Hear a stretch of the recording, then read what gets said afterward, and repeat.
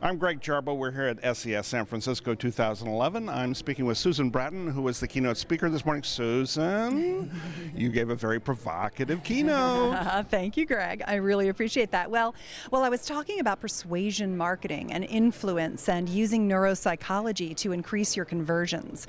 And I also talked a little bit about how I applied it to my own product, which is a very delicate product, but has to do with seduction as well. So yes, there was a lot of persuasion and seduction in the speech today. So you did this in the morning before people had actually finished their first latte. I know. It was a lot to ask of them, but it seemed like it was a packed crowd. I was really impressed with the audience, and I got some good questions at the end, too.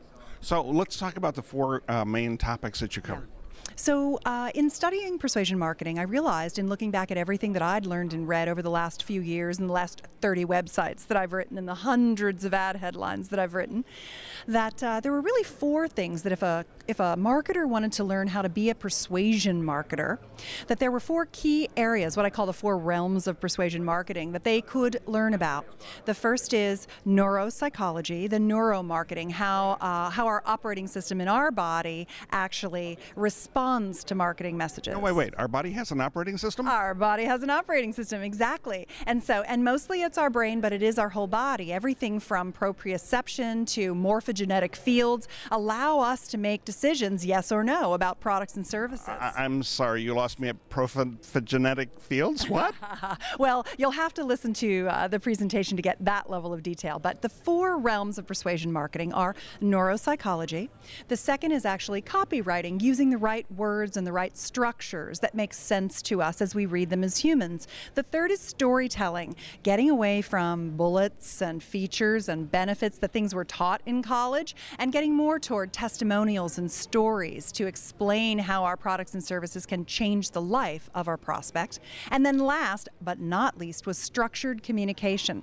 That there's actually a flow that a customer needs to move through a sequence of emotions that make them a yes to a buying decision. And so once you understand copy and storytelling and how we respond as humans to psychological and persuasive triggers, you have to actually get it in the right order too. So it was those four things that I talked about today and applied them to one of my own products. And let's talk about your own products. How great is my product? I know, it's so interesting, isn't it? It's a little risky to talk about something like that at a corporate event, but I thought the audience did really well. My latest product is really, it's a product for men who want better intimacy and connection in their long-term relationship. It's about seduction skills for men who are, it's like how to seduce your wife is basically what it is, especially if things haven't been as good lately and you want to get them back and, going really well with your woman.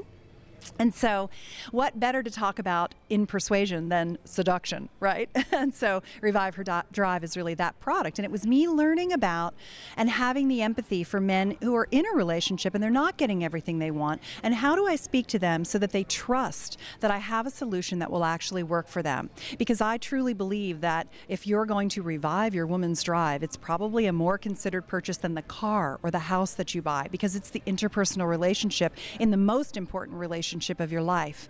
And so getting that empathy and that trustworthiness and explaining how it can work takes a lot of these persuasion marketing skills.